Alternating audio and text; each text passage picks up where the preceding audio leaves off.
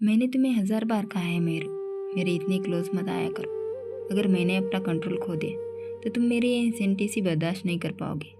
आदिल शाह ने उसे आखिरी बार वार्न किया। आदिल और मेहरू के बीच 10 साल का बड़ा गैप था। मेहरू अभी सिर्फ 16 साल की थी, बेहद मासूम और नासमझ। दादाजी ने बचपन में ही उनका निकाह तय कर दिया था, लेकिन आदिल चाहता था कि मेहरू अपनी पढ़ाई पूरी कर ले, उसके बाद ही उसकी विदाई हो।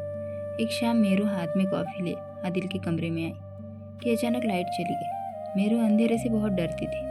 डर के मारे वो सीधा उछलकर आदिल की गोद में जा बैठी। आदिल के होठ जैसे ही उसकी गर्दन से टच हुए, उसके सब्र का बांध टूट गया। वो बेकाबू होकर मेहरू के वजूद को अपने हाथों से महसूस करने लगा। कमरे में बाहर से आ रही मध्यम रोशनी में आदिल बिल्कुल सुध-बुध खोकर खड़ा था। मेहरू की गर्म सांसें उसके सीने को जला रही थी। उसके जिस्म की नरमी आदिल के लिए खुद पर काबू रखना नामुमकिन बना रही थी, जबकि मेरू इन जज्बातों से पूरी तरह अनजान थी। आदिल भाई, प्लीज़ लाइट ऑन कीजिए, मुझे बहुत डर लग रहा है, उसने लड़खड़ाती आवाज़ में कहा। आदिल ने एक जुनूनी पागलपन के साथ उसे अपनी बाहों में खींच लिया। मेरू के होठों से एक सिसकी निकली। आदिल उसके कान के पास झुका और उसकी धड़कनों को जैसे मुट्ठी में लेते हुए बोला, भाई नहीं हूँ मैं तुम्हारा। मेरू ने हैरान होकर आदिल के चेहरे की ओर देखा।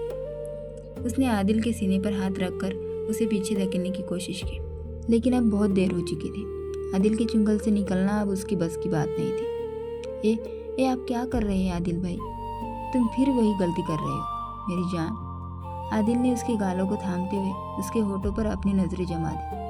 आप बहुत गंदे हैं। मैं अभी जाकर दादी से आपकी शिकायत करूंगी। मैं उन्हें बताऊंगी कि आप मेरे साथ गलत कर रहे थे। मेहरू की बड़ी बड़ी आंखें आंसुओं से भर गई। उसे अंदाज़ा नहीं था कि उसकी ये मासूमियत आदिल की आँख को और ज़्यादा भड़का रही है। आदिल ने मुस्कुराते हुए कहा, मैं भी यही चाहता हूँ। जाओ दादी को सब बता दो ताकि वो हमारी विदाई की रस्म जल्द से जल्द पूरी कर दे। ये कहकर आदिल ने उसे दोबारा अपनी गोद में बिठाया। उसने मेहरू के कंधे से बाल हटाए और अपनी मोहब्बत का निशान वहाँ छोड़ दिया। मेहरू ने उसे खुद से दूर करने के लिए उसकी गर्दन पकड़ ली, लेकिन इससे पहले कि वह कुछ कर पाते, आदिल ने उसकी गर्दन पर अपनी चाहत की मोहर लगा दी। मेहरू के होठों से एक हल्की सी चीख निकली और जब आदिल हटा तो उसे भरी हुई और शिकायती नज़रों से देख रही थी।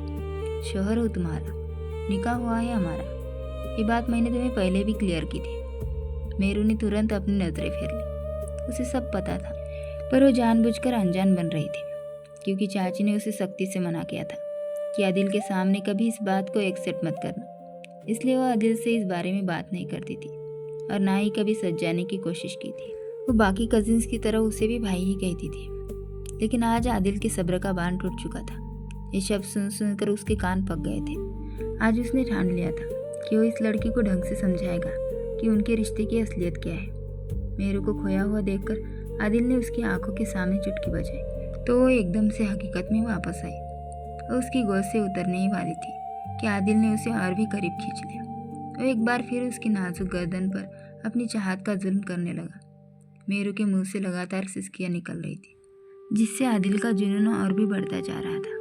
प्लीज़ मत कीजिए, अगर किसी ने देख लिया तो, उसने सिसकते हुए कहा। ये तुम्हारी सज़ा है। पर मैंने किया क्या है? मेरू ने मासूमियत से पूछा।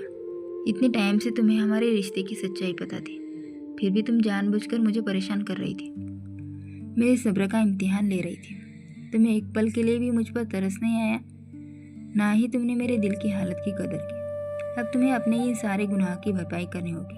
ये कहकर आदिल ने उसे जोर से बेड पर पुश कर दिया। आई एम रियली सॉरी, मुझे चाची ने मना किया था, वो धीमी आवाज़ में बुदबुदाई। और मुझे क्या पता था कि मेरा आपके कमरे में आना आपको बुरा लगता है। अगर मुझे आइडिया होता तो मैं कभी यहाँ नहीं आती।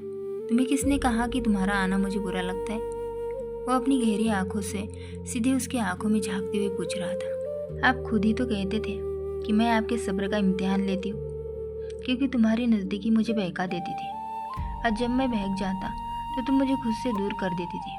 मैं सिर्फ इसलिए तुम्हारा लिहाज कर रहा था क्योंकि मुझे लगा तुम्हें हस्बैंड वाइफ के रिश्ते की समझ नहीं है। मुझे सब पता है। जब हमारी शादी हो जाएगी तो रात के वक्त आप मुझे प्यार करेंगे। कहते कहते वो अचानक रुक गई। उसके चेहरे पर शर्म की लाली छा गई और उसके गाल अंगारे की तरह लाल हो गए। आदिल उसकी इस अचानक खामोशी से थोड़ा इरिटेट हुआ। बोलो, चुप क्यों हो गए? मुझे बताओ कि शादी के बारे में तुम्हें और क्या क्या पता है। मुझे शर्म आ रही है। उसने अपना सिर आदिल के सीने में छुपाते हुए कहा। आदिल पहली बार उस छोटी सी लड़की का ये नया रूप देख रहा था। अगर आज वो उसे सवाल ना करता तो शायद वो कभी उसे सच ना बताती और अगले कई सालों तक आदिल के जज्बातों के साथ ऐसे ही खेलती रहती। आदिल ने उसकी धड़कनों को अपने हाथों से हल्के से दबाया तो वो तड़प कर तेजी से नीचे की तरफ खिसक गई। प्लीज़ आप ये सब मत कीजिए, मुझे बहुत बेचैनी हो रही है। मुझे भी तो ऐसे ही बेचैनी होती थी जब तुम मेरे करीब आती थी और फिर अचानक दूर हो जाती थी। मुझे लगता था जैसे हमारे बीच सदियों का फासला हो। तुम सोच भी नहीं सकती कि तुमने मुझे कितना तड़पाया है। आदिल ने उसकी आंखों में देखते हुए कहा, अगर तुम चाहती हो कि मैं तुम्हें परेशान ना करूं और तुम्हें बेचैनी ना हो तो मुझे जल्दी बताओ, इस शादी के बारे में तुम्हें और क्या पता है? मेरू ने हिचकिचाते हुए कहा, मेरी सहेलियों ने मुझे बस इतना ही बताया था कि आप मुझसे प्यार करेंगे, मुझे किस करेंगे और फिर 1 महीने बाद मैं प्रेग्नेंट हो जाऊंगी और मेरा बेबी हो जाएगा। ये कहकर वो खामोश हो गई और अपनी पलकें झपकाते हुए आदिल के चेहरे को देखने लगी। आदिल के लिए अब उसकी इस मासूमियत पर यकीन करना मुश्किल हो रहा था। उसने मेहरू के चेहरे पर उंगलियां फेरते हुए मधुर लहजे में पूछा, तुम मुझे बेवकूफ़ बना रही हो या अपनी मासूमियत से मुझे पागल करने की कोई नई ट्रिक आजमा रही हो? तुम्हें सच में लगता है कि सिर्फ एक किस करने से बच्चा हो जाता है? मेहरू ने मासूमियत से हाँ में सिर हिलाया। मूवीज़ में भी तो ऐसा ही होता है ना, हीरो हीरोइन को किस करता है, फिर वो एक दूसरे को हक करते हैं और सो जाते हैं और कुछ दिनों बाद हीरोइन प्रेग्नेंट हो जाती है। उसने बड़े जोश में जवाब दिया। वह आदिल की नज़दीकी से बुरी तरह बेचैन थी और किसी बेबस परिंदे की तरह फड़फड़ा रही थी। आज उसकी अपनी फीलिंग्स भी बहुत अलग थी, जैसा उसने पहले कभी महसूस नहीं किया था। आदिल उसकी बातें सुनकर काफ़ी इम्प्रेस हुआ। उसने उसकी छोटी सी नाक खींचते हुए कहा, आज तुम्हारी ये गलतफहमी मैं दूर कर दूंगा। क्या मतलब है आपका? मेहरू ने जैसे ही आदिल की नज़रें अपने होठों पर देखी, उसने फौरन अपने हाथों से अपने होठ छिपा लिए और ज़ोर ज़ोर से सिर हिलाने लगी। प्लीज़ प्लीज़ मुझे किस मत कीजिएगा। अगर मेरा बेबी हो गया तो मैं सबको क्या जवाब दूंगी? सबको पता चल जाएगा कि हमने किस किया था। आदिल ने उसके दोनों हाथ पकड़कर पीछे की तरफ धकेल दिए। इसी बीच लाइट आ गई और पूरा कमरा रोशनी से भर गया। अब वो मेहरू के चेहरे के हर एक्सप्रेशन को साफ देख सकता था, जहाँ डर और शर्म एक साथ झलक रहे थे। तुम 2 मिनट यही रुको, यहाँ से 1 इंच भी मत हिलना, वरना मैं बहुत बुरी तरह पेश आऊँगा। आदिल ने वार्निंग दी और दरवाजे की तरफ बढ़ा। जैसे ही उसने दरवाज़ा लॉक किया, मेहरू ने मौका पाकर वॉशरूम की तरफ दौड़ लगा दी, लेकिन आदिल उससे भी ज़्यादा फुर्तीला निकला। उसने वॉशरूम के दरवाजे के बीच अपना पैर अड़ाया और फौरन अंदर दाखिल हो गया। प्लीज़ मेरे पास मत आइए, मेहरू चिल्लाई थी। आज मैं तुम्हें बहुत कुछ समझाऊंगा और ये भी बताऊंगा कि मैं तुम्हारा शौहर हूँ और तुम पर मेरा पूरा हक है। आदिल ने उसकी आंखों में आंखें डालकर डराने वाले अंदाज में कहा। जो औरतें अपने शौहर को अपने करीब आने से रोकती हैं ना, खुदा उनसे नाराज़ हो जाते हैं। मुझे आप पर यकीन नहीं है, आप झूठ बोल रहे हैं। ये सब सिर्फ मुझे किस करने के लिए कर रहे हैं, है ना? मेहरू ने शक भरी नज़रों से कहा। आदिल ने अपनी मुस्कुराहट को बड़ी मुश्किल से कंट्रोल किया और उसे खींचकर अपने करीब कर लिया। वो अब शावर के नीचे खड़ी थी। आदिल की स्माइल और भी गहरी हो गई। अब इस तरह डरावने तरीके से मत मुस्कुराए, मुझे डर लग रहा है, उसने घबरा कर कहा। ठीक है मेरी जान, आदिल ने धीमे से कहा और शावर ऑन कर दिया। दोनों पानी में भीगने लगे। मेहरू की आंखें बार बार बंद हो रही थी और उसे सांस लेने में भी मुश्किल हो रही थी। आदिल ने इसी मौके का फ़ायदा उठाया और उसके होठों को अपनी गिरफ्त में ले लिया। थोड़ी देर बाद जब आदिल उससे अलग हुआ तो मेहरू अपने सीने पर हाथ रखकर पानी के नीचे से हटी और तेज तेज सांसें लेने लगी। उसकी हालत देखने लायक थी। आदिल उसे इस हाल में देखकर बहुत एंजॉय कर रहा था। ये आपने क्या कर दिया आदिल जी? उसने जिस लहजे में उसका नाम लिया, आदिल को लगा जैसे किसी ने उसके दिल को मुट्ठी में कस लिया हो। उसे अपना नाम पहले कभी इतना खूबसूरत नहीं लगा था। अभी तो मैंने कुछ किया ही नहीं है, आदिल की जान, ये कहकर उसने फिर से उसे अपने करीब खींच लिया। आदिल ने अपने हाथ उसके बालों में फंसाए और उसका चेहरा थोड़ा ऊपर उठाया। उनका हाइट डिफरेंस काफ़ी ज़्यादा था। मेहरू मुश्किल से उसके कंधों तक आती थी। आदिल ने फिर से उसके होठों को अपनी गिरफ्त में ले लिया और उन्हें चूमने लगा। इस दौरान आदिल के हाथ उसकी बॉडी पर मूव कर रहे थे। कभी वो उसकी धड़कनों को महसूस करता तो कभी उसकी कमर को कसकर पकड़ लेता। मेहरू पूरी तरह बेकाबू हो रही थी।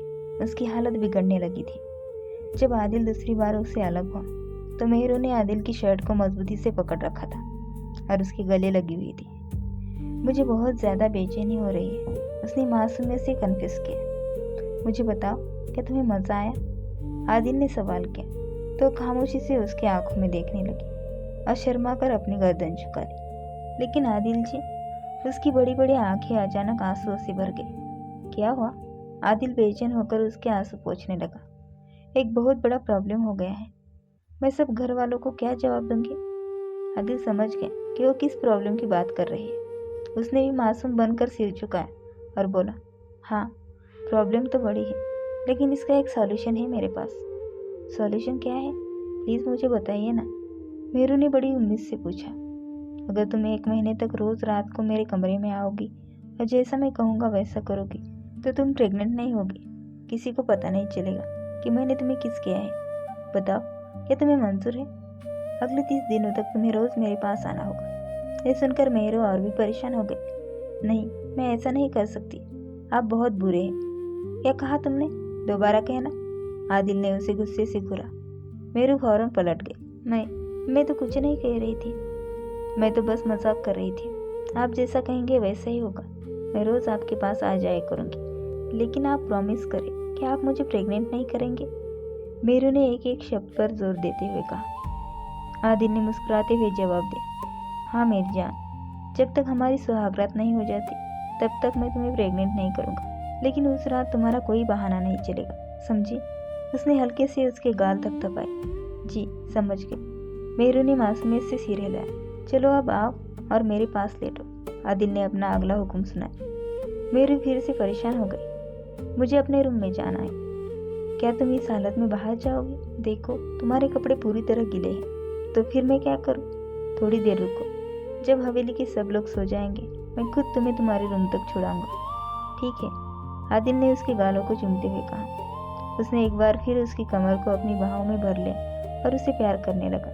मेहरू फिर से उन जज्बातों में खोने लगी। उसने अपने हाथ आदिल की गर्दन में डाल दिए और लगभग उसके सहारे ही खड़ी थी कि तभी दरवाजे पर दस्तक हुई। आदिल का मूड पूरी तरह खराब हो गया। इस वक्त कौन आ गया? उसने गुस्से में दरवाजे की तरफ देखा।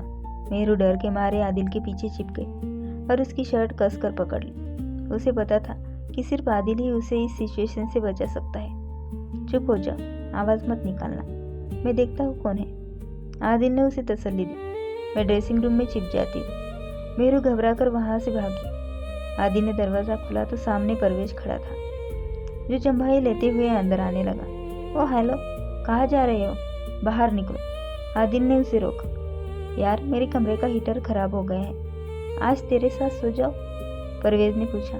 नहीं, आदिल ने साफ जवाब दिया। परवेज हैरान रह गया क्योंकि आदिल ने उसे कभी मना नहीं किया था। आदिल के चेहरे के बदलते रंग देखकर परवेज एक शरारती मुस्कान के साथ बोला, अगर कोई और बात है तो शेयर कर सकता है, मैं पूरी मदद करूंगा। आदिल ने बिना कुछ कहे दरवाज़ा उसके मुंह पर बंद कर दिया। परवेज सिर खुजलाता हुआ वापस अपने कमरे की तरफ चला गया। आदिल ने जैसे ही ड्रेसिंग रूम का दरवाज़ा खटखटाया, मेहरू बिजली की रफ्तार से बाहर निकली और पीछे देखे बिना भागी। आदिल उस वक्त रूम का दरवाज़ा लॉक कर रहा था। मेहरू का सिर सीधे दरवाजे से जा टकराया। वो वही ज़मीन पर बैठ गए और छोटे बच्चों की तरह फूट फूट कर रोने लगी। आदिल ने अपना माथा पीट लिया। उसे इस लड़की की फिक्र भी हो रही थी और उसकी बेवकूफ़ी पर गुस्सा भी आ रहा था। क्या हुआ? तुम ठीक तो हो? मेरू ने रोते हुए नाम सिर हिलाया। मेरा सिर फूट गया और ये सब आपकी वजह से हुआ है। अगर आप मुझे यहाँ ना रोकते और मुझसे इस तरह प्यार ना करते तो मुझे ऐसे चिपना नहीं पड़ता। मेहरू ने सारा इल्ज़ाम आदिल पर डाल दिया। ओह हेलो मैडम, क्या मतलब है आपका? कौन से गलत तरीके से प्यार किया है मैंने आपके साथ कोई नाजायज़ तरीका इस्तेमाल नहीं किया है। जायज़ तरीके से बस ये एहसास दिलाने की कोशिश की है कि आप मेरी बीवी हैं और हमारा रिश्ता कितना मजबूत है। मैं जहाँ चाहूँ आपसे रोमांस कर सकता हूँ। ये कहकर आदिल फिर से उसके करीब आया और उसकी धड़कनों के साथ शरारत करने लगा। मेरू उसकी इस गुस्ताखी पर पूरी तरह काँप उठी। प्लीज़ मुझे जाने दीजिए, उसने मिन्नत की। आदिल खामोशी से उसके चेहरे के बदलते एक्सप्रेशन को देख रहा था। ठीक है, लेकिन तुम्हें अगले 30 दिनों तक लगातार मेरे पास आना होगा। अगर नहीं आओगी तो उसी दिन प्रेग्नेंट हो जाओगी। और खबरदार, जो तुमने गूगल या यूट्यूब पर जाकर इस बारे में कुछ भी सर्च करने की कोशिश की, मैं तुम्हारा शौहर होने के नाते तुम्हें मना कर रहा हूँ। तुम्हारी नन्ही सी जान है, तुम डर जाओगी।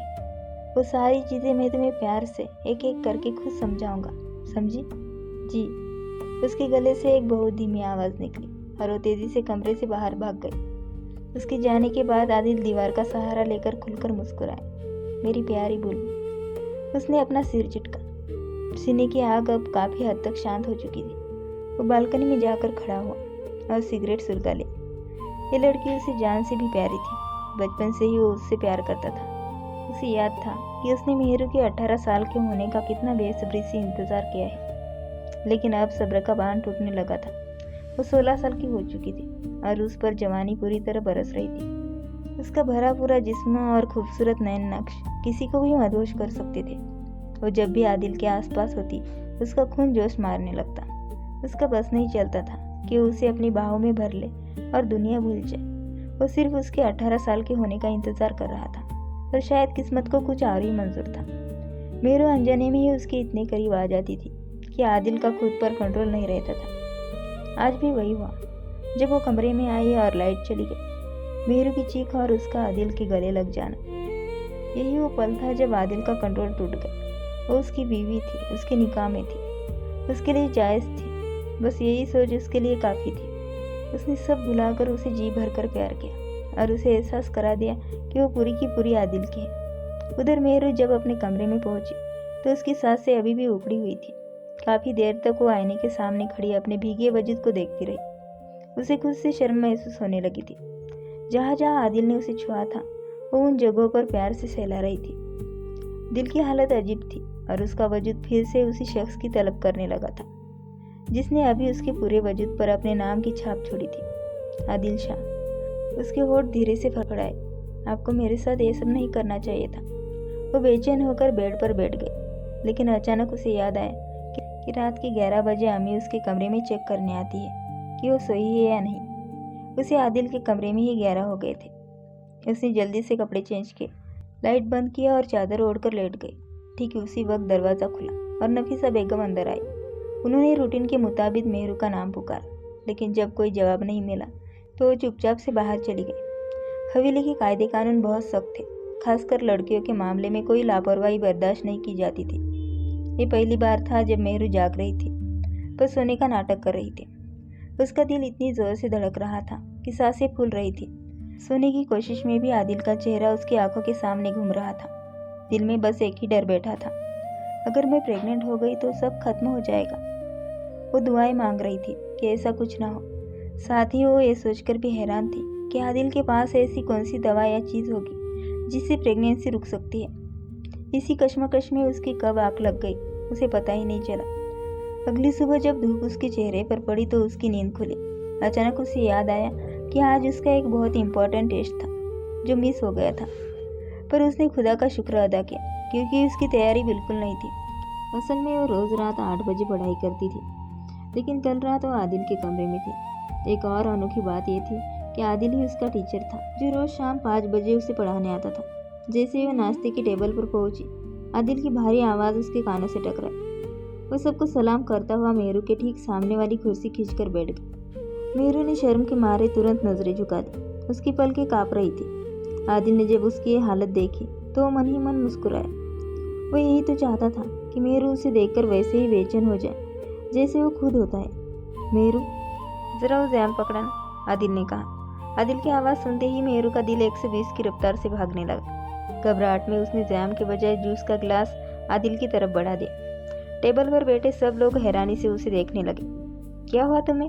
रात को सोई नहीं क्या? तुम्हारा मोबाइल तो मेरे पास ही था। नफीसा बेगम ने फौरन उसे टोका। उन्हें लगा कि शायद नींद पूरी न होने की वजह से ही वो ऐसी हरकतें कर रही है। मेरू ने हड़बड़ाकर कहा, अम्मी, मैं कसम खाती हूँ, मैं कल जल्दी सो गई थी। खुद को बचाने के चक्कर में उसने झूठी कसम भी खा ली, पर दिल ही दिल में खुद को तसल्ली दी कि कौन सा उसने मोबाइल चलाया था। वो तो एक अलग ही सीन था जिसकी वजह से उसकी नींद उड़ी थी, और उस सीन के बारे में वो फिलहाल किसी को कुछ बता भी नहीं सकती थी। आदिल ने खुद आगे बढ़कर जैम उठा लिया। अब टेबल के नीचे उसके पैर मेहरू के पैरों को टच कर रहे थे। मेहरू बार बार अपनी पोजीशन बदल रही थी क्योंकि उसके दिल की हालत बिगड़ने लगी थी। एक अजीब सा नशा उसके जहन पर छाने लगा था और उसे उस शख्स की तरफ महसूस हो रही थी जो कल रात उसकी चाहत में पागल हो रहा था। अम्मी, मेरा पेट भर गया, मैं अपने रूम में जा रही हूँ। उसने अचानक उठते हुए कहा। तो जाओ, इसमें इतना परेशान होने वाली क्या बात है? नफीसा बेगम ने उसे गौर से देखते हुए पूछा। नहीं, मैं परेशान नहीं हूँ। ठीक है, मैं जा रही हूँ। तभी आदिल की आवाज़ आई। आज शाम 6 बजे मेरे कमरे में आ जाना, ऑफिस से थोड़ा लेट हो जाऊँगा। कमरे में जाने की क्या ज़रूरत है? तुम उसे ड्राइंग रूम में ही पढ़ाया करो। दादी ने फौरन रोकते हुए अपनी राय दी। दादी, वो ड्राइंग रूम नहीं, स्टडी रूम होता है। ठीक है, मैं वही पढ़ा लूँगा, कोई प्रॉब्लम नहीं। आदिल ने कंधे उचकाते हुए बड़े कुल अंदाज में कहा। उसे ना तो गुस्सा आता था और ना ही वो कभी कंफ्यूज होता था। मेहरू दिल ही दिल में उसकी एक्टिंग देखकर हैरान थी। इतनी अच्छी लाइफ चल रही थी, पता नहीं क्यों कल रात मैं उनके कमरे में गई। अगर मुझे पता होता कि मेरे करीब आने से इन्हें करंट लगेगा तो मैं कभी उनके पास न जाती, पर मैं भी क्या करती, बहुत डर गई थी। वो खुद से ही सवाल जवाब कर रही थी। सोचते सोचते उसका सिर फटने लगा कि वो ऐसा क्या करे कि आदिल का सामना ना करना पड़े, जो अब नामुमकिन लग रहा था। ठीक शाम 6 बजे आदिल घर आए। उसकी नज़रें मेहरू को ही ढूंढ रही थी, जिस पर अभी कल ही उसकी मोहब्बत का रंग चढ़ा था। उसने देखा कि मेहरू किचन में अपनी अम्मी के पास खड़ी बर्गर बना रही है। पढ़ाई में उसे कोई खास इंटरेस्ट नहीं था, पर कुकिंग उसे बहुत पसंद थी। हर वीकेंड वो नई डिश ट्राई करती और सबसे पहले आदिल को ही टेस्ट करवाती। वो आदिल को अपना मंगेतर मानती थी, इसलिए बड़े जोश में उसके कमरे में जाकर कहती, देखिए ना मैंने आज क्या बनाया है, और उसके पास ही बैठ जाती। कभी उसका हाथ आदिल से टच हो जाता तो आदिल बेचैन हो उठता, पर आज वही बेचैनी मेहरू को महसूस हो रही थी। ये सब यही छोड़ो और स्टडी रूम में आओ, हमें एक बहुत इंपॉर्टेंट टॉपिक कवर करना है। तुम्हारे पास सिर्फ 5 मिनट है। आदिल ने हुक्म सुनाया और अपने कमरे की तरफ बढ़ गया। चलो बच्चे, तुम ये छोड़ो, तुम्हारे लिए पढ़ाई ज़रूरी है, उस पर ध्यान दो। ये सब मैं कर लूँगी। नफीसा बेगम ने उसे सामान लिया और उसे किचन से बाहर धकेल दिया। मेरू के पास बोलने के लिए शब्द ही नहीं बचे थे, सब जैसे उसके मुंह में ही जम गए थे। किताबें उठाकर सर झुकाती हुई स्टडी रूम में दाखिल हुई। वह आदिल पहले से ही कुर्सी का सहारा लेकर बैठा उसी का इंतजार कर रहा था। मेरू के चेहरे पर घबराहट साफ दिख रही थी। उसे परेशान देखकर आदिल ने तसल्ली देते हुए कहा, फिक्र मत करो, मैं तुम्हें कुछ नहीं कहूँगा। अभी तुम्हारी पढ़ाई का टाइम है, तो सारा फोकस सिर्फ पढ़ाई पर रखो। आदिल ने संजीदगी से बात आगे बढ़ाई। आज फिर तुमने क्लास मिस कर दी। प्रिंसिपल का कॉल आया था, वो काफ़ी नाराज़ हो रही थी। मेहरू ने तुरंत पलट कर कहा, इसमें मेरा कोई कसूर नहीं था, सब आपकी वजह से हुआ। अगर कल रात आपने मुझे किस न किया होता तो मैं बच्चे वाली बात को लेकर इतनी परेशान ना होती। और सुन लीजिए, अगर ये बच्चा इस दुनिया में आया तो मैं इसे आपकी गोद में फेंक दूंगी। अभी तो मैं खुद बच्ची हूँ, बच्चे की परवरिश कैसे करूँगी? ये कहते कहते वह फुट फुट कर रोने लगी। आदिल का दिल किया कि वो अपना सिर पीट ले। उसे यकीन नहीं हो रहा था कि यह लड़की अब तक उसकी बातों को इतना सीरियस लेकर बैठी। वो उसके पास झुका और फिक्र जताते हुए पूछा, क्या तुमने यूट्यूब पर सर्च नहीं किया? नहीं, आपने ही तो मना किया था कि वह गंदी बातें बताते। अगर मेरा दिमाग उन बातों में खुल जाता तो पढ़ाई तो दिमाग से निकल ही जाती। उसने सुबकते हुए अपने नाक पोंछकर जवाब दिया, ठीक है, तुम रात को मेरे कमरे में आना, मैं तुम्हें इसका सॉल्यूशन बता दूंगा। फिलहाल पढ़ाई पर फोकस करो। मेहरू अपनी जिद पर अड़ गई। आप बहुत मतलबी है, मुझे अभी सॉल्यूशन बताइए, वरना मुझे पढ़ना ही नहीं है। आदिल ने उसे सख्त लहजे में याद दिलाया, तुम जानती हो कि पढ़ाई को लेकर मैं कोई कॉम्प्रोमाइज़ नहीं कर सकता। पढ़ाई में तो मेरा वैसे भी कोई इंटरेस्ट नहीं है। मेहरू ने ये बात मन ही मन कही। जल्दी किताबें खोलो, वरना फिर से पूरी रात बाहर खड़ा रखूंगा। आदिल ने धमकी दी। 1 महीने पहले वाली सज़ा याद आते ही मेहरू फौरन किताबें खोलकर बैठ गई। उसके सामने साइंस की बुक थी, जो उसे कुछ समझ नहीं आता था। हालांकि आदिल ने पिछले हफ्ते ही उसे सब समझाया था और टेस्ट भी लिया था, पर वो जितनी जल्दी समझती थी उतनी ही जल्दी भूल भी जाती थी। वह बुक्स को टुकुर टुकुर देखे जा रही थी और बुदबुदाई, मुझे ऐसा क्यों लग रहा है कि आज की रात भी बाहर ही गुजरेगी। क्या कहा तुमने? मुझे सुनाई नहीं दिया। आदिल ने मुस्कुराते हुए उसकी तरफ देखा। नहीं, मैंने तो कुछ नहीं कहा। क्या मैंने कुछ कहा? बिल्कुल नहीं। वह अनजान बनते हुए फिर से बुक्स घूरने लगी। आदिल ने उठते हुए कहा, तुम्हारे पास सिर्फ 10 मिनट है, जल्दी करो और मुझे टेस्ट दो। इतना कहकर वह बुक रैक के पास जाकर खड़ा हो गया। काफ़ी समय बीत गया था और उसने किताबों को हाथ तक नहीं लगाया था। वैसे तो वह पन्ने पलट रहा था, लेकिन उसका पूरा ध्यान अपनी बीवी की तरफ था। वह अपना मोबाइल निकालकर बड़े जोश के साथ किसी को मैसेज टाइप करने में बिजी थी। चैटिंग बाद में करना, फिलहाल पढ़ाई पर ध्यान दो, उसने टोकते हुए कहा। जी, वही कर रही हूँ। अपने एक फ्रेंड से नोट्स मांग रही थी, उसने जवाब दिया। जो नोट्स मैंने तुम्हें दिए थे वो कहाँ है? वही तो मैंने अपने दोस्त को दिए थे, बस उसी से वापस ले रही हूँ। हालांकि सच तो कुछ और ही था। उसने जो मैसेज टाइप किया था उसे सोचकर वो खुद भी शर्मिंदा हो रही थी। उसने लिखा था, मुझे बताओ कि कोई ऐसा तरीका है जिससे इस टेस्ट से जान छूट जाए, वरना आज पूरी रात मुझे बाहर गुजारनी पड़ेगी। सामने से उसकी दोस्त का जवाब आया, अपने शौहर को बहकाओ, उन्हें प्यार की राह पर ले जाओ, वो तुम्हारा टेस्ट नहीं लेंगे और तुम्हारी जान बच जाएगी। उसकी सहेली ने उसे मुफ्त का मशवरा दिया था, पर मैं उन्हें कैसे बहकाऊं? अरे ज़्यादा कुछ नहीं करना, बस उन्हें हल्का सा किस करना, लेकिन उससे पहले अपना हाथ उनकी थाइस पर रखकर धीरे से सहलाना और अपनी नशीली नज़रों से उनकी ओर देखना। मैसेज पढ़ते ही उसने झट से मोबाइल की स्क्रीन बंद की और उसे उल्टा करके साइड में रख दिया। उसकी सांसें तेज चलने लगी थी। उसकी हालत देखकर आदिल को शक हुआ। उसने पूछा, किसका मैसेज था? दिखाओ मुझे। किसी का नहीं, मेरी फ्रेंड का मैसेज था, और मैं अपनी पर्सनल चैट किसी को नहीं दिखाती। आपको ये बात पता होनी चाहिए कि लड़कियों की अपनी 1000 बातें होती हैं। ठीक है, ज़्यादा लेक्चर देने की ज़रूरत नहीं है, जल्दी से नोट्स निकालो। उसने मासूमियत से कहा, क्या आपको मुझसे ज़रा सा भी प्यार नहीं है आदिल जी? अगर तुम्हें लगता है कि मैं तुम्हारे झांसे में आ जाऊंगा तो ये तुम्हारी गलतफहमी है। मैं आपको कोई झांसा नहीं दे रही, बस एक सवाल कर रही हूँ। ये कहते हुए अपनी जगह से उठी, एक खास अंदाज में अपनी किताब साइड में रखी और सीधे आदिल की गोद में जाकर बैठ गई। आदिल इस अचानक हुए हमले के लिए तैयार नहीं था। वह बस खाली नज़रों से उस हसीना को देख रहा था जिसकी धड़कनें अब आदिल को महसूस हो रही थी। उसके जिस्म की नरमी महसूस करते ही आदिल के अंदर जैसे आग लग गई, एक ऐसी तपिश जिसने उसके पूरे वजूद को अपनी गिरफ्त में ले लिया था। ये सब क्या है? आदिल की आवाज़ में एक थरथराहट थी, लेकिन उसने कोई जवाब नहीं दिया। वो धीरे से उसके चेहरे की ओर झुकी, आदिल के चेहरे को अपने हाथों के घेरे में लिया और उसके होठों को किस करने लगी। वो बड़ी नज़ाकत से उसे प्यार कर रही थी। आदिल धीरे धीरे अपने होश खोने लगा। उसके दिमाग से पढ़ाई, टेस्ट की सारी बातें हवा हो गई। उसे बस इतना याद था कि उसके सामने प्यार लुटाती है औरत उसकी बीवी है। अगले ही पल आदिल ने उसे अपनी गिरफ्त में लिया और बेदर्दी से सोफे की ओर धकेल दिया। वो पूरी तरह उस पर हावी हो गया था और उसकी गर्दन पर प्यार के वो निशान छोड़ने लगा जिन्हें उसने बड़ी मुश्किल से कंसीलर की मदद से छिपाया था। आज पूरा दिन घरवालों के सामने वो बड़ी सी चादर ओढ़कर घूमती रही ताकि किसी की नज़र उन निशानों पर ना पड़ जाए। अगर अम्मी देख लेती तो शामत आ जाती, पर अब कंसीलर हट चुका था और नए निशानों की जगह बन रही थी। उसे अंदाज़ा भी नहीं था कि वह आदिल के अंदर सोए हुए जुनून को जगह देगी। आदिल जी, मुझे पढ़ाई करनी है, उसने धीरे से कहा, लेकिन अब मुझे तुमसे प्यार करना है। आदिल ने मुस्कुराते हुए उसके चेहरे की ओर देखा। वो सब दोबारा करो ना प्लीज़, उसने नज़रें चुराते हुए पूछा। क्या दोबारा करो? वही जो अभी थोड़ी देर पहले किया था। जिस तरह तुम मेरे पास आई, जिस तरह तुमने मुझे किस किया, बिल्कुल वैसे ही। कोई आ जाएगा, उसने बहाना बनाया। आदिल ने फौरन उठकर स्टडी रूम का दरवाज़ा अंदर से लॉक कर दिया और उसका बहाना ख़त्म कर दिया। अगर दादी को पता चला तो जान ले लेगी मेरी, उसने घबरा कर कहा। फिक्र मत करो, सब तुम्हें मासूम समझते हैं, कोई तुम्हें कुछ नहीं कहेगा। इसका ये मतलब तो नहीं आदिल जी कि मैं उनके भरोसे का नाजायज़ फ़ायदा उठाऊँ। वो थोड़ी खपा होकर बोली, और जो तुम मेरी शराफत का फ़ायदा उठा रहे हो उसका क्या?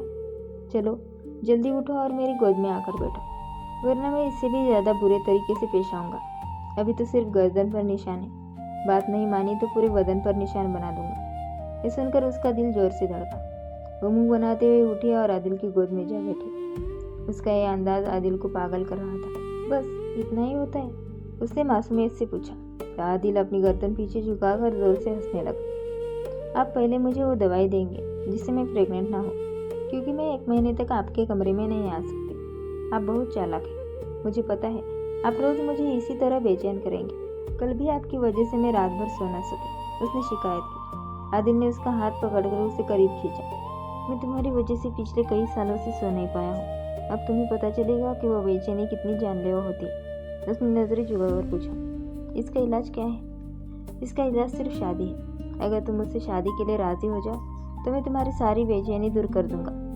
पहले आप मुझे वो दवाई दें। वो अभी भी अपनी जिद पर अड़ी थी। तुम मुझे किस करो, फिर मैं दवाई देता हूँ। आदिल उसके होठों की ओर झुका और वो कभी उसके होठों को हल्के से काटती तो कभी उसकी गर्दन और गालों को चूमने लगती। आदिल ने अपनी शर्ट उतारकर दूर फेंक दी। उसके सीने के बाल उसकी नज़रों के सामने थे और मर्दों के सीने के बाल उसकी सबसे बड़ी कमजोरी थे।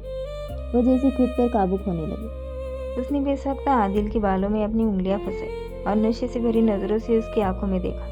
वो धीरे से उसके और करीब हुई। तुम मुझे पागल कर रही हो लड़की। आदिल ने उसकी कमर पर हाथ टिकाते हुए और उसके चेहरे की ओर झुकते हुए कहा। और आप मुझे पहले ही पागल कर चुके हैं, उसने जवाब दिया और अपने जिस्म को ढीला छोड़ दिया। मैं नहीं जानती कि ये बेचैनी कैसे खत्म होगी, बस इतना जानती हूँ कि अब सिर्फ आप ही मुझे सुकून दे सकते हैं। एक पल के लिए आदिल को लगा कि उसने इस नन्ही जान पर बहुत बड़ा सितम कर दिया है। उसे लगा कि उसे उसकी मासूमियत नहीं छीननी चाहिए थी, मगर वो क्या करता। वो खुद भी तो उसे पाने के लिए मचल रहा था। अब और इंतज़ार करना उसके बस में नहीं था। आप खामोश क्यों है? कुछ बोलिए ना। तुम यहाँ आओ, मैं तुम्हें सब समझाता हूँ। उसके होठों पर अपनी मोहब्बत लुटाने के बाद आदिल ने उसे बड़े प्यार से अपने पास बिठाया। देखो, किस करने से कोई प्रेग्नेंट नहीं होता और ना ही बच्चा होता है। तुम समझ रही हो ना मैं क्या कह रहा हूँ? वो हैरान होकर बोली। फिर आपने मुझे वो सब कहकर क्यों डराया था? मैं तो बस तुम्हें तंग कर रहा था। जब तक हस्बैंड वाइफ के बीच फिजिकल रिलेशन नहीं बनते तब तक कोई औरत प्रेग्नेंट नहीं होती। ये बात अपने छोटे से दिमाग में बिठा लो। और वो रिश्ता कब कायम होता है? उसने मासूमियत भरी बेचैनी से पूछा। जब चाहो हो सकता है, लेकिन इसका एक रूल है, शादी। बिना शादी के कोई भी फिजिकल रिलेशन मुमकिन नहीं है। फिर मुझे आपसे अभी शादी करनी है आदिल जी, वो झट से बोली। आदिल ने उसके हाथों को थामते हुए फिक्रमंद लहजे में कहा, तुम अभी बहुत छोटी हो, मेरी जुनूनियत को बर्दाश्त नहीं कर पाओगे। मैं सब बर्दाश्त कर लूँगी, आप अभी मुझे ठीक से जानते नहीं हैं, उसने पूरे कॉन्फिडेंस के साथ कहा। ठीक है, बस सिर्फ एक शर्त पर, अगर तुम HSC अच्छे नंबरों से पास करोगे। ये तो आप मेरे साथ सरासर गलत कर रहे हैं, मुझे पढ़ने का बिल्कुल शौक नहीं है। ये कहते हुए उसकी गोद से उतरने लगे, लेकिन आदिल ने फिर से उसे खींचकर अपने पास बिठा लिया। पढ़ना तो तुम्हें पड़ेगा ही, और आज जिस तरह तुमने मुझे बहकाने की कोशिश की है, दोबारा ऐसा मत करना, क्योंकि अब मैं तुम्हारी चालाकियों को जान गया हूँ। हाँ, मैं समझ गई। और आप भी सुन लीजिए, मुझे भी पता चल गया है कि आप कितने शातिर हैं। जो आप रोज रात को मुझे बुलाकर तंग करने वाले थे, अब आप वो भी नहीं कर पाएंगे। आदिल मुस्कुराया। मुझे तुम्हें बुलाने की ज़रूरत ही नहीं पड़ेगी, तुम खुद दौड़कर मेरे पास आओगी। यह आपकी गलतफहमी है, आपने मुझे हल्के में लिया है। मैं आपसे भी ज़्यादा सख्त हूँ। अपने बाल झटकती हुई वो तेज़ी से कमरे से बाहर निकल गई। उसका मूड अचानक खराब हो गया था, शायद इसलिए क्योंकि जैसा उसने सोचा था वैसा कुछ हुआ नहीं। उधर आदिल ने भी फैसला कर लिया था कि वो दादी से जाकर उनकी रुखसती की बात करेगा, क्योंकि अब सब्र करना उसके लिए नामुमकिन था। रात के 12:30 बजे थे। मेहरू की आंखों से नींद कोसों दूर थी। वो बेमकसद कमरे में टहलती रही और जब बोर होने लगी तो बाहर लाउंज में आकर टीवी देखने लगी। अचानक उसे महसूस हुआ कि कोई उसके सिर के ऊपर आकर खड़ा हो गया है। जैसे ही उसने गर्दन ऊपर उठाई, आदिल ने बड़ी फुर्ती से उसके होठों पर एक हल्का सा किस कर लिया। मेहरू बौखला गई और घबराकर चारों तरफ देखने लगी। शुक्र था कि वहाँ कोई नहीं था। टेंशन मत लो, यहाँ हमारे अलावा और कोई नहीं है, आदिल ने शरारत से कहा। आप भी यहाँ से चले जाइए, उसने मुंह फुलाकर कहा। क्या तुम मुझसे नाराज़ हो? नहीं, मैं आपसे क्यों नाराज़ होने लगी? हमारा ऐसा कोई रिश्ता भी नहीं है कि मैं रूठ कर बैठ जाऊँ। उसने अपना चेहरा दूसरी तरफ फेर लिया। ये तो फिर बहुत अच्छी बात है। आदिल ने प्यार से उसकी छोटी सी नाक खींची। आप मुझसे बात मत कीजिए, मैं वाकई नाराज़ हूँ। आप मेरे साथ ऐसा कैसे कर सकते हैं? मेरी ज़िंदगी का इतना अहम दिन और आपने। उसके शब्द अधूरे ही रह गए, क्योंकि अचानक चारों तरफ से हैप्पी बर्थडे की आवाज़ें गूंजने लगी। हर साल उसे रात 12 बजे उसका सबसे पसंदीदा शख्स यानी आदिल ही विश करता था, लेकिन आज रात 12 बजने के बाद वह इंतज़ार करती रही और आदिल ने उसे विश नहीं किया था। आधा घंटा बीत चुका था और उसे अंदाज़ा भी नहीं था कि आदिल ने इतनी शानदार तरीके से उसकी बर्थडे का प्लान बनाया है। शायद हवेली के इतिहास में यह पहली बार था जब किसी का बर्थडे इतनी धूमधाम से मनाया जा रहा था। दादी और बाकी सभी घरवाले भी वहाँ मौजूद थे। नफीसा बेगम ने अपनी बेटी को सीने से लगा ली और ढेरों दुआएं दी। मेरू ही उनकी पूरी दुनिया थी। सालों पहले एक हादसे में उनके शौहर का इंतकाल हुआ था। उनके जाने के बाद उन्होंने मेहरू की खातिर दूसरी शादी नहीं की और अपनी पूरी ज़िंदगी उसके नाम कर दी। बरसों से वे सब एक ही हवेली में जॉइंट फैमिली की तरह रह रहे थे। आदिल उसके ताया का बेटा था। वो स्वभाव से काफ़ी सख्त, जिद्दी और तेज़ गुस्से वाला था, लेकिन मेहरू के मामले में उसका गुस्सा जैसे हवा हो जाता था। उसने कभी भी उससे सख्ती से बात नहीं की थी। अगर वो कभी कोई बड़ी गलती कर भी देती तो आदिल बस उसे डांट देता और फिर फ़ौरन ही उसे मनाने के लिए कभी आइसक्रीम खिलाने ले जाता तो कभी कोई गिफ्ट ले आता। जब भी वो दोस्तों के साथ किसी ट्रिप पर जाता तो वापसी में अपनी बीवी के लिए वहाँ की फेमस चीज़ लाना कभी नहीं भूलता था। आदिल को बचपन से पता था कि ये लड़की उसके निकाह में है, इसलिए उसके जज्बात हमेशा से मेहरू के लिए गहरे थे। बस मेहरू ही थी जो अब तक इस रिश्ते की गहराई को समझ नहीं पाई थी। लेकिन अब जब उसे हर बात का एहसास हो रहा था तो उसके दिल की हालत भी धीरे धीरे बदलने लगी थी। उसी रात आदिल शाह ने सबके सामने अपनी बात रख दी। उसने साफ लहजे में कहा, मैं अब रुखसती चाहता हूँ, अब मुझसे और इंतज़ार नहीं होगा। मैं नहीं चाहता कि मैं कुछ गलत कर बैठूँ या फैमिली की रवायत को ख़राब करूँ। इसलिए मैं चाहता हूँ कि आप लोग मेरी बात को सीरियसली लें और उसे मेरे साथ रुखसत कर दें। दादा ने सीरियस होकर अपने पोते की तरफ देखा। उन्हें खुशी हुई कि आदिल ने कोई गलत रास्ता चुनने के बजाय डायरेक्ट उनसे बात की। वही नफीसा बेगम थोड़ी परेशान थी। उनकी बेटी अभी काफ़ी छोटी और नासमझ थी। उसे नहीं पता था कि चीज़ों को कैसे हैंडल करना है। वो तो खुद अभी एक बच्ची थी, तो शादी जैसी बड़ी जिम्मेदारी कैसे निभा पाएगी। उन्होंने कुछ बोलना चाहा, पर आदिल ने उन्हें तसल्ली देते हुए चुप करा दिया। आप फिक्र मत कर, मैं उसके मेंटल लेवल को जानता हूँ और उसे वैसे ही ट्रीट करूँगा। काफ़ी सोचने के बाद दादाजी ने अपना फाइनल फैसला सुनाया। तुम 2 साल वेट करो। इन 2 सालों के लिए उन्होंने आदिल को एक बिजनेस ट्रिप के लिए अमेरिका भेज दिया। पहले तो उन्होंने कहा था कि ट्रिप सिर्फ 2 दिन का है, पर वहाँ जाकर आदिल को समझ आया कि वो 2 साल के लिए यहाँ फंस गया है। दादाजी की इस चालाकी पर उसे गुस्सा भी आया और हैरानी भी कि वो बेवकूफ़ कैसे बन गया। दूसरी तरफ मेहरू भी आदिल से चिढ़ गई थी, क्योंकि वो उससे मिले बिना ही चला गया था। बर्थडे के बाद आदिल उसे दोबारा दिखा ही नहीं। दादाजी ने उसे बिजनेस में बिजी रखा और फिर अचानक अमेरिका भेज दिया। बाद में जब आदिल ने मेहरू को कॉल करने की कोशिश की तो उसने एक भी कॉल नहीं उठाई। जब नफीसा बेगम ने उसे बात करने के लिए बुलाया तो उसने जानबूझकर कॉल काट दी और माँ से कह दिया कि लाइन डिस्कनेक्ट हो गई है। आदिल उसकी इस चालाकी पर गुस्से से तिलमिला कर रह गया। एक तो वो लड़की उससे दूर थी और ऊपर से दादाजी ने उसे वहाँ फंसा दिया था।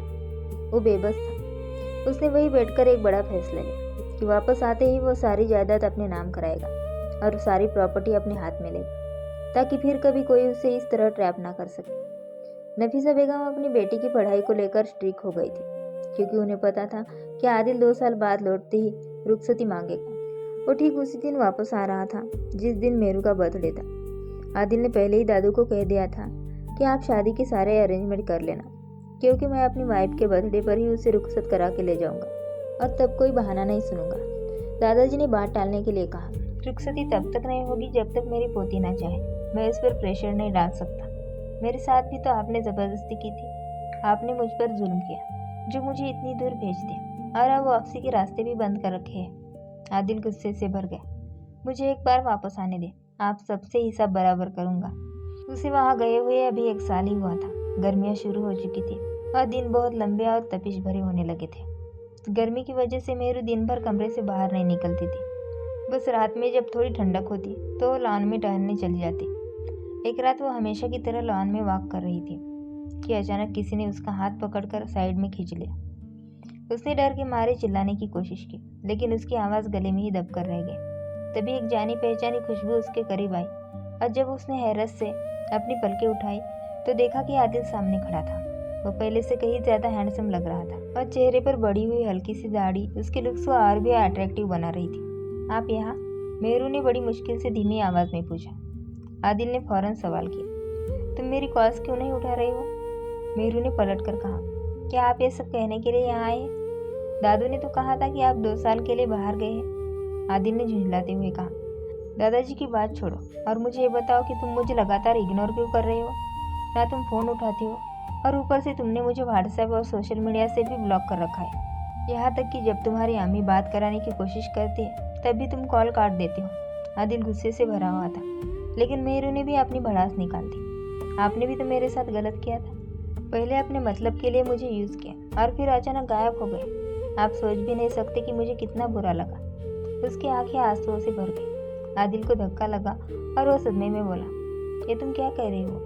तुम्हें सच में लगता है कि मैं तुम्हारे साथ ऐसा कर सकता हूँ?